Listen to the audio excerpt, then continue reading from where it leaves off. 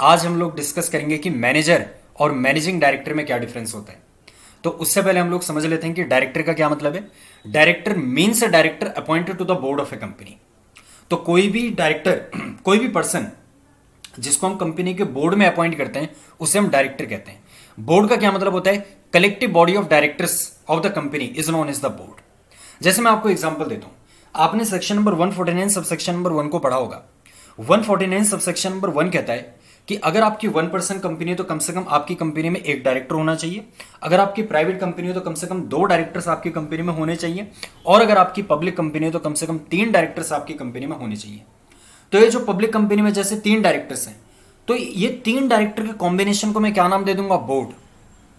और ये जो 3 का ग्रुप है इसको मैंने बोर्ड कहा। ये जो 3 इंडिविजुअल्स हैं ये क्या है? डायरेक्टर्स। अगर मैं एक और बंदा इसमें अपॉइंट कर देता हूं तो वो भी डायरेक्टर है। तो बोर्ड में जो लोग अपॉइंट किए जाते हैं उनको हम कहते हैं डायरेक्टर्स। तो सेक्शन नंबर 2 क्लॉज नंबर 34 में आप डायरेक्टर का मतलब समझ गए। सेक्शन नंबर 2 क्लॉज नंबर 10 में आप बोर्ड का मतलब समझ गए। अब हम देखते हैं मैनेजर और मैनेजिंग डायरेक्टर में क्या डिफरेंस है। यहां कहता है, अगर हम डेफिनेशन को पढ़ें, manager means an individual who manager means an individual who has the management of the whole or substantially the whole of the affairs of the company. तो कोई भी पर्सन, मैनेजर का मतलब कोई भी इंडिविजुअल। अच्छा, मैनेजर यहां पे कहते हैं इंडिविजुअल, इसका मतलब क्या कोई बॉडी कॉर्पोरेट मैनेजर हो सकती है? The answer is no.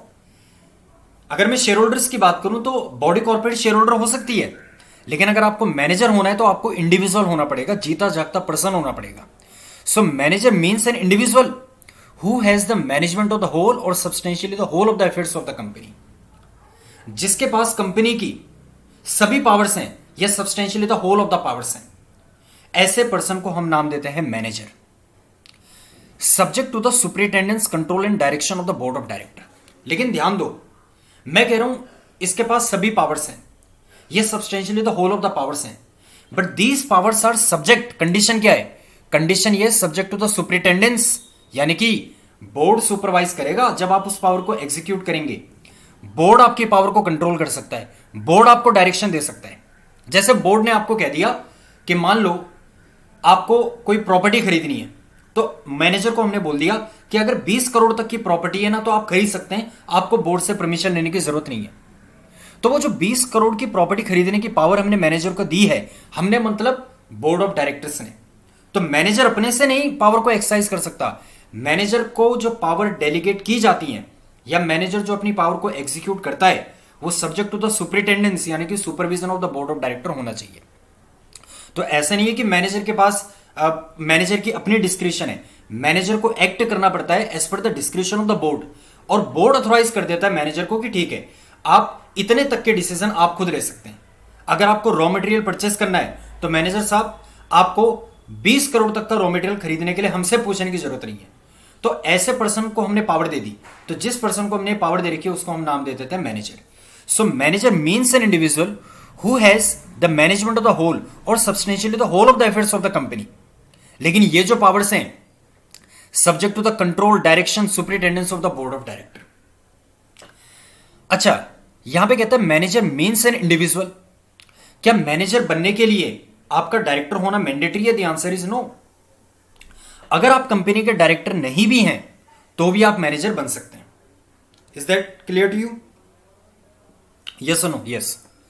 Now फिर कहता है and includes a director or any other person occupying the position of manager by whatever name called whether under a contract of service or not। कह रहे एक director है, उस director को हमने पावर दे रखी है कि आप इतने तक के कॉन्ट्रैक्ट खुद एग्जीक्यूट कर सकते हैं, और उसको भी भाई हमने लगभग सारी पावर दे रखी है, तो वो पर्सन भी मैनेजर माना जाएगा। आप उसको डायरेक्टर बोल लो, आप उसको चेयरपर्सन बोल लो, आप उसको सीईओ बोल लो, सीएफओ बोल लो, आप उसको सीनियर मैनेजर बोल लो, आप किसी भी नाम से उसको बुला सकते हैं। लेकिन अगर यह हमें दिख रहा है कि भाई उसके पास आपने substantially the whole of the powers of the management दे रखी है कंपनी की, तो ऐसे पर्सन को हम मैनेजर बुलाएंगे। आप बात समझ रहे नहीं समझ रहे? तो मैनेजिंग डायरेक्टर क्या होता है? Managing director means a director. तो एक डिफरेंस आपको पता लग गया, मैनेजर बनने के लिए आपका डायरेक्टर होना मैंडेटरी नहीं है। यदि आप डायरेक्टर हैं तो भी आप मैनेजर कहलाए जा सकते हैं, अगर आप डायरेक्टर के अलावा कुछ और हैं तो भी आप मैनेजर कहलाए जा सकते हैं, अगर आपके पास substantially the whole of the powers of the management of the company है तो।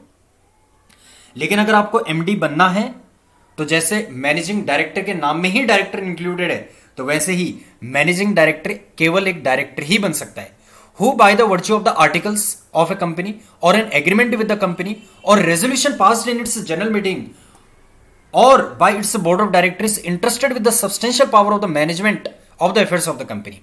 so managing director का मतलब कोई भी डायरेक्टर जिसके पास हमने सब्सटेंशियल पावर दे रखी है।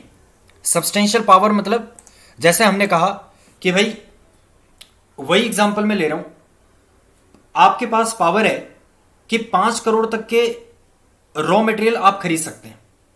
ये मिस्टर ए को मैंने पावर दे दी, मिस्टर बी को भी मैंने पावर दे दी कि अगर आपको एम्प्लॉय हायर करने हैं तो उन एम्प्लॉयज की जो रेम्यूनरेशन है वो एक लिमिट तक आप डिसाइड कर सकते हैं।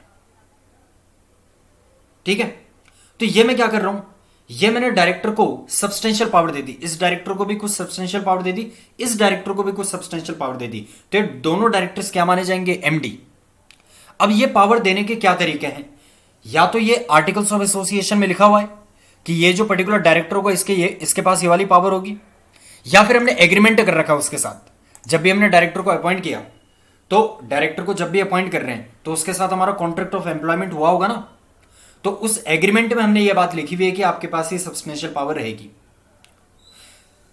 या फिर हम लोगों ने जनरल मीटिंग में, चाहे वो एनुअल जनरल मीटिंग हो या एक्स्ट्राऑर्डिनरी जनरल मीटिंग हो, उसमें रेजोल्यूशन पास किया और रेजोल्यूशन पास करके हमने कहा कि आपके पास ये पावर है, या बीओडी ने रेजोल्यूशन पास कर दिया और आपको ये पावर दे दी। तो पावर देने के क्या क्या तरीके हैं, articles of association, agreement, general meeting में रेजोल्यूशन पास, या फिर बोर्ड मीटिंग में रेजोल्यूशन पास।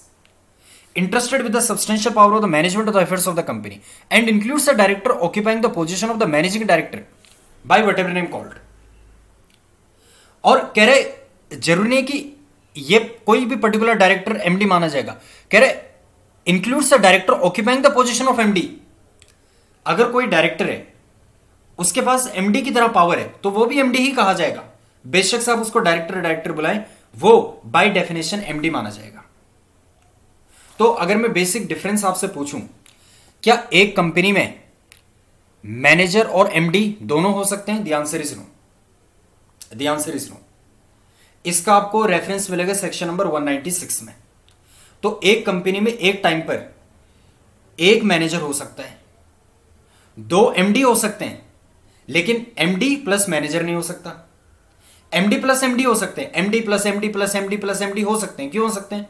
क्योंकि एक एमडी को हमने ये वाली सब्सटेंशियल पावर दे दी, दूसरे एमडी को हमने दूसरी सब्सटेंशियल पावर दे दी, लेकिन मैनेजर को तो हमने सारी पावर दी होती है ना। तो जब मैनेजर को हमने सारी पावर दे दी तो एमडी की पावर भी तो बाय डिफॉल्ट मैनेजर के पास आ गई। तो एक कंपनी में एक टाइम पर मैनेजर प्लस एमडी नहीं हो सकते, एमडी प्लस एमडी हो सकते। ठीक है, क्या मैनेजर प्लस मैनेजर हो सकते हैं? बिल्कुल नहीं हो सकते।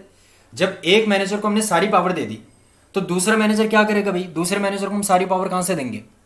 ठीक है, अच्छा, मैनेजर अगर आपको बनना है तो डायरेक्टर होना आपके लिए जरूरी नहीं है, लेकिन अगर एमडी आपको बनना है तो आपका डायरेक्टर होना जरूरी है।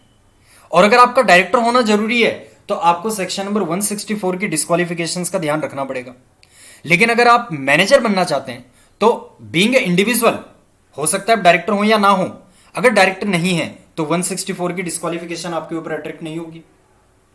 तो ये बेसिक डिफरेंस था मैनेजर और एमडी के बीच में। Thank you so much.